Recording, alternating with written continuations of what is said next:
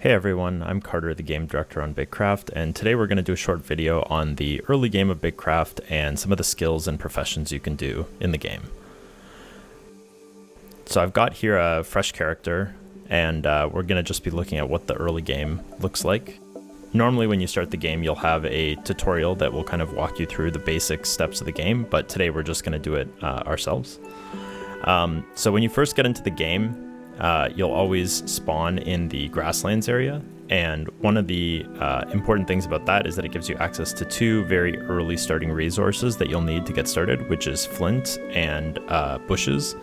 So we can start by just coming over here and using our hands to gather some flint.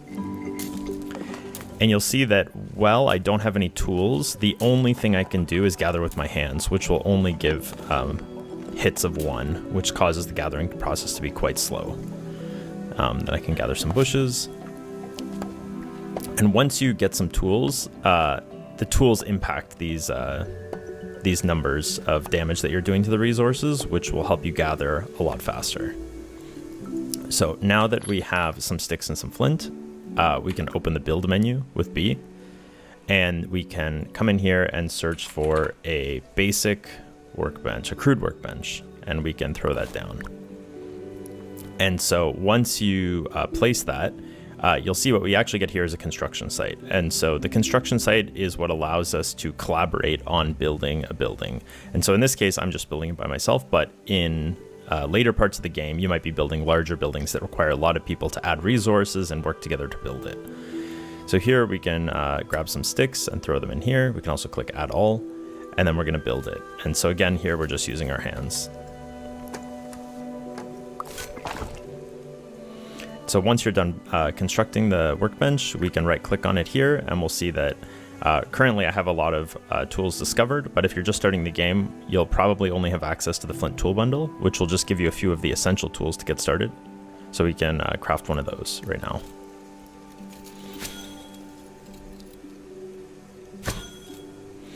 All right, let's collect that.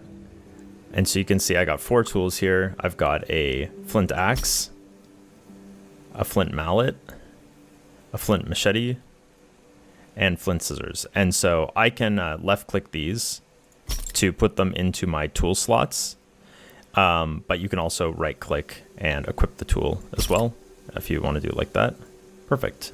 So now that I've got those tools equipped, I can make a few more. So let's grab ourselves a pickaxe.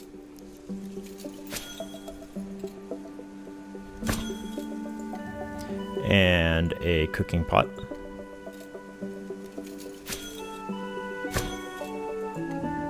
And finally, we'll grab a fishing rod.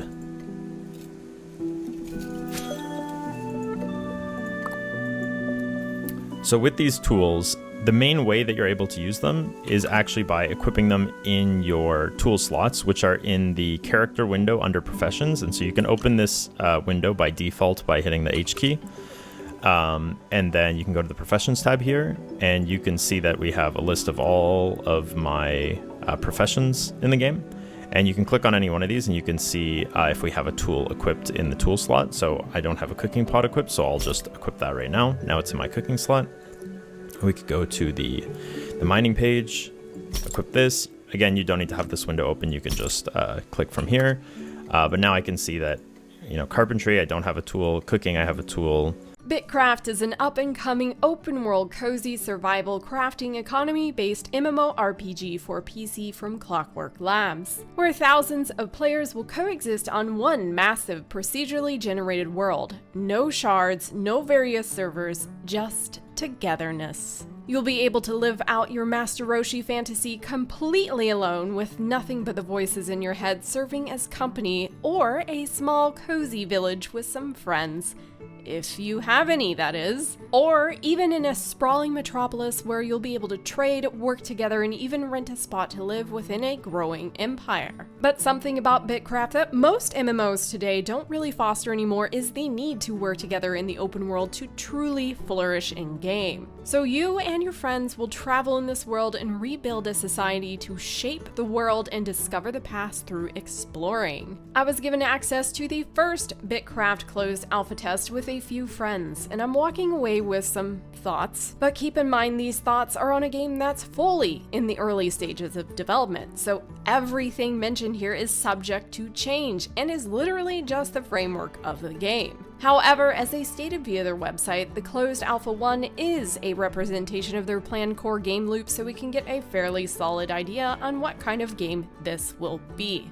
First things first, the game had to address the rumors swirling around it because of its name, BitCraft. This led to some confusion as to whether or not they would be immersing themselves in the world of Bitcoin. Thankfully, they clearly addressed this, but will most likely continue to have to address this because the name is, for better or worse, still going to make people think cryptocurrency, and the Twitter bots think so too. That aside, let's dive into the game itself, beginning with the tutorial that teaches you the point-and-click movement with the WASD camera movements and a tap of the spacebar to toggle running. There's also stamina that can be replenished by resting or eating food. Movement took me a while to become comfortable with, but once you've been at it for a while, it gets better. You'll also be auto-following when hunting, as you'll automatically move towards your target as you're hitting 1 through 3 to shoot arrows. Beyond learning movement, when spawning into the game, you'll be faced with a minor character creator, which will be expanded upon more in time, with a few choices not unlike Sky Children of Light. As you explore, you'll discover various face types that you'll be able to trade in, and you'll even be capable of dressing your explorer in different outfits based on your profession. At level 20, for every specialty, you'll be given an outfit based on the profession. So you could have a fisherman's outfit, tailor's outfit, and so on and so forth. Speaking of professions, there are a total of 13 of them with 21 different types of workstations that you'll be able to interact with as you're leveling. In terms of workstation, there is the tailoring station, the masonry station, oven, kiln, workbench, smelter, grinder, smithing station, loom, carpentry station, drying frame, farming station, cooking station, scholar station, tanning tub, well, forestry station, farming plots, fishing station, leatherworking station, and a shop to trade items with others. The stations tie into different professions, which is progressed with a particular station or action. As an example, you can become a forager, which is strictly going out into the world and gathering plants that allow you to go back to the tailoring station, make rope, or farm a plot to plant, and so much more. All of these things can be overwhelming to do for one particular person, especially since the purpose is to level up to higher tier mats for most of these, and that takes time. When I first created my base, I looked around and felt distressed by the amount of things I needed to do and remember, because each station does something different, and it took me a while to remember what did what. Each station also seems to require other stations to craft particular items. This game encourages you to specialize to minimize that stress. So most larger cities are going to be looking for people with specialties to break up the amount of time and effort by working together. Kind of like when mages used to sell teleports in Stormwind. Everyone serves a purpose and has their own distinct uses. They also stated that there will hopefully be guilds, like a farming guild, that'll form together in a large city and work together. This game is meant to be a fully cooperative experience. Imagine an MMO that requires you to work with other people. Clearly, they aren't very well versed with the modern MMO player that would rather tackle the game completely solo than proceed to go onto a social media and claim the game is dead because nobody is working together. Granted, this is achievable, but it's going to take some extreme dedication, my fellow introverts. Perhaps this will encourage people to bond and create new friendships. Or not. As I began wandering around the game, I found various player cities already starting to develop. Of course, I just invited myself into some of them to take a peek by joining them, which allotted me access to all of their items. This was surprising since there are no blockades whatsoever. But thank goodness I'm not a troll and simply carried on investigating, and I didn't take their stuff. There does seem to be a way to turn this off, as some plots I couldn't join. I found the villages with homes that you can access and build inside of, people using the terraforming dig site that allows you to change the terrain anywhere on a y-axis. Like I said, the world is quite literally shaped by us, the players, and that is pretty cool. Folks were using carts to carry around large items and boats to charter friends to fishing sites. And honestly, each and every single person I came across in the playtest were nothing but kind, helpful, and probably will assist in the core of this game, having that great, cozy companionship factor. I even saw one of the game directors in global chat just seeing how players were doing. Besides other players, you'll come across NPCs that at this point are mainly for trading. Supposedly, there will be NPCs that will come into your claim based on your relationship with them, so something reminiscent of Animal Crossing in that regard, perhaps? I'm not sure. Still hasn't happened. I'm waiting for it.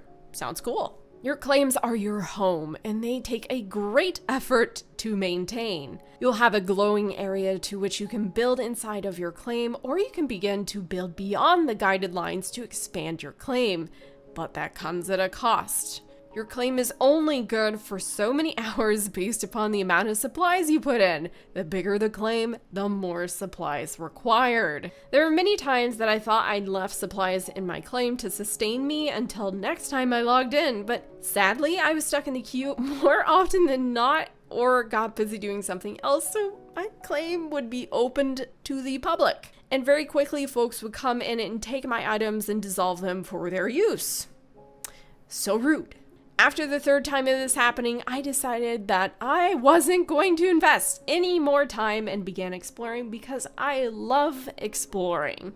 But before we get into the exploration portion of this, let's discuss the life within the claim or a claim you join. As I mentioned, there are professions you'll be working towards leveling or your more focused desired profession. So you'll begin collecting materials around you such as trees, grass, and rocks, like most survival games.